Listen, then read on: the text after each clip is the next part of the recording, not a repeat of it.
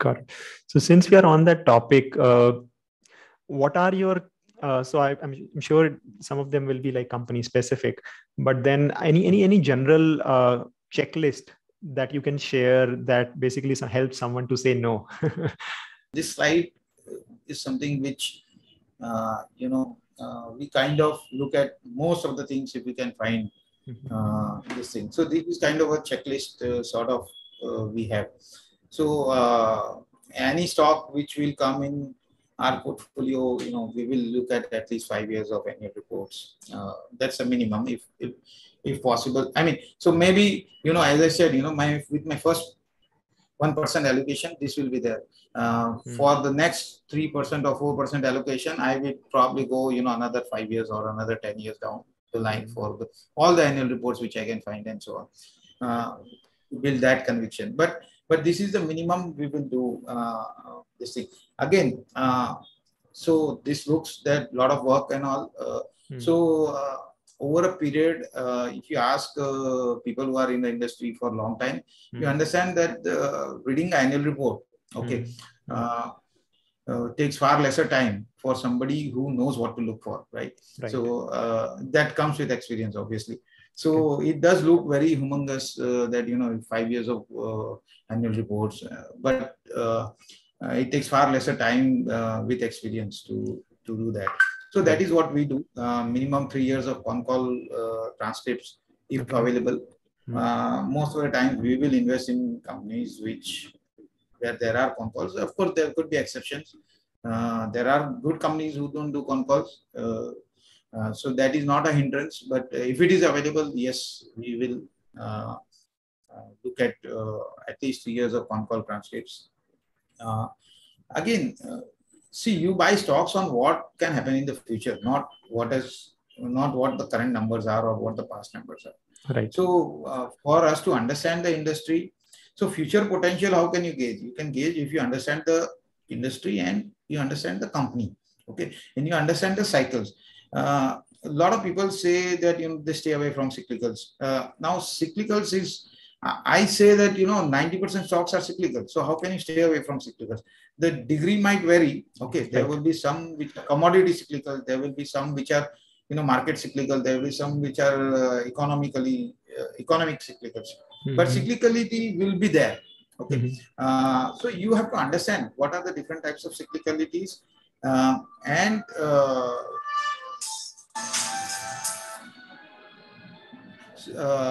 Sorry for that. I had put it on silent, but somehow it's not gone. So different types of cyclicalities are there. You have to understand that to gauge what is the future potential. Okay. Again, what we look at is what is the promoter holding and how much of it is pledged. This is one important thing we look at. If there is too much of pledge, we really think a lot before we would want to invest. I mean, most of the times it will be a no. Low promoter holding also we do not like, but it's not a deal breaker because there will be certain companies where it could be just a first generation entrepreneur and he's kind of didn't have money to start, so he obviously had to do dilutions, and so that could be possible. But most of the times you would want higher promoter holding. If it is low, then you need to understand why it is low very properly. So that is management quality. This I put a bit in bold. It's very important. Management quality should be above average. I mean, this I've learned making mistakes over the years, where in the past if I compromised on management quality, the outcome was not very good. It has happened to me and to most of the investors. So that is something which we learn over time, and that is something which I have made non-negotiable in my investment right now. If the management is not good, I will not invest for sure. So again, no compromise in corporate governance. Even in fact, for my investment, I might even go for above average. But for our firm's investment, it has to be not above average. It has to be excellent. So Got that's what we look at. got it. So Because just on that corporate governance, sure, a cross question. So essentially, there could have been mischiefs that would have, let's say, done like 10 years ago. Is it right. still like a deal breaker, or do you think that managements change and then corporate governance slowly improves? Because there are counter examples to it as well, where like there were corporate governance issues but have made a lot of money for the investors later on. Yes. I'm not saying that anybody with a bad governance will not make money for you. Okay. It's just that, how comfortable you are with. The problem in these kind of things is, even if you like it, valuations are very good and you think that they change, do you have the conviction to scale it up? That is the problem we find a lot of times. Uh, so as far as our firm is concerned, we will not compromise on it. We will let it go. I mean, because we just need 15 to 20 stocks. So there is enough choice available, right? Why would I, Makes sense. go on something? But let's say, there was a previous generation running it. Okay. Right. And there is a new generation which has come in, and which these issues were from with the past generation. The new generation understands that, communicates it, and basically there is action on that front, that yes, these issues are going away or are no longer there. Yes, in fact, those are places where you make most of the money. There's one company, okay, where there was very average management quality. There were not corporate governance, but the management quality was quite average. So this is auto ancillary company I'm invested in. Okay. So few years back, the next generation came into the picture. So this company has been doing well, but it's never been able to grow beyond a certain scale. And the older management were kind of lala types. Again, they've been giving dividend, they've been performing well, but that hunger for growth and understanding, since you are auto ancillary, you need to understand that how the changing scenario and the disruption is going to affect you, right? So I found that maybe the older generation will not affect, because a lot of their revenue was coming from products which will get impacted. Okay. Then few years back, I saw the new generation coming. I was attending the con calls, and this company was always available at very, very, very good and cheap valuations. When the new generation comes in, I could see the change in their thinking, and I could see their plans to diversify and all that.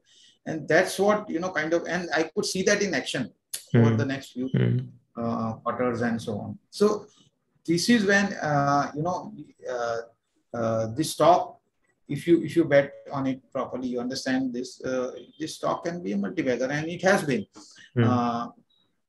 So these things, yes, but you need to understand what are the changes. If it is the same old promoter, okay, who is saying that I will change and all that, we rather would want to see it in action. Got it. And then take a bet, but we will not go on just because they are saying that they will change. Most of the times market will not reward them also. So there is, for these things to be looked at, or where you can make adjustment to this particular principle, is when you see a management change, or so let's say they bring in a professional CEO, or if the next gen comes in and which is promising. These are the times when we would consider that. If it is the same old promoter or something, we can't be sure that they will change. So that's why we will either wait for it to happen on the ground, and then basically think of investing, or we will pass it on, because again there are many opportunities which are available, and I will always have limited capital, right? So why should I bet on something where I'm not comfortable? It's as simple as that. Makes sense. Okay. So next is again operating cash flows. My partner Nitin has done so many seminars or on cash flows and all, and he brought through examples of things which where there were profits but no cash flows, and things have gone south for a lot of these companies. Right. So we look at operating cash flows. This thing, I mean, the profits you see has to basically turn out in the cash flow, right? Makes sense. There could be instances where there could be investments and all, capex and all that. So that you have to understand. But you would want at least over a period, you want operating cash flows. So in all our reports also, we will put basically a table of net profit to operating cash flow in all our reports, because we find it quite very important to, and we will color code it, and that's how we put it in our reports. It's very important for us. Again, debt levels, what are the so this can work at two right levels. Okay. Two ways, so either it can kill you or it can give you a great multiplier. Okay. Exactly. Yeah. So it really depends on which where in the cycle you are. Okay. If you are going to be in a down cycle, that can kill you. Okay. It has happened with so many companies in the past. For example, and where if you can get in during up cycle, that high debt can be a great boon for investors. So I will give example of this. Let's talk about the steel sector. Okay. 2015. Okay.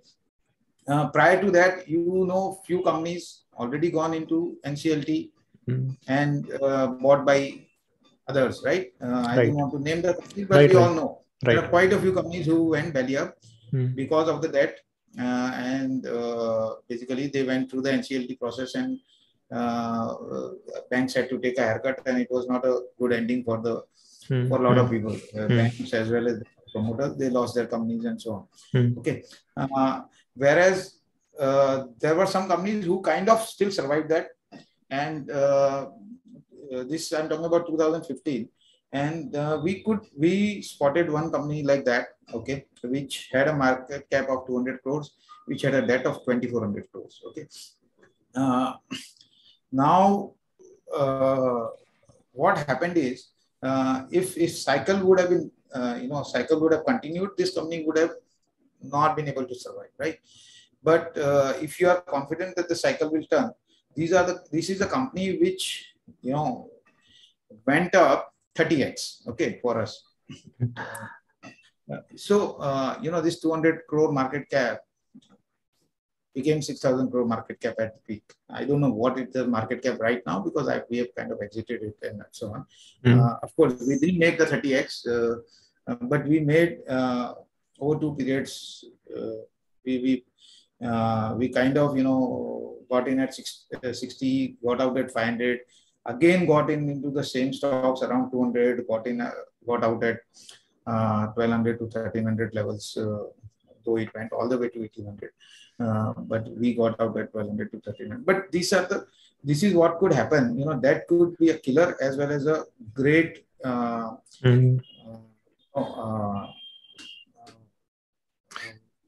you can like a multiplier. Yeah. Will multiply your money. So so understanding that is very important, and that will all happen if you understand the cycles.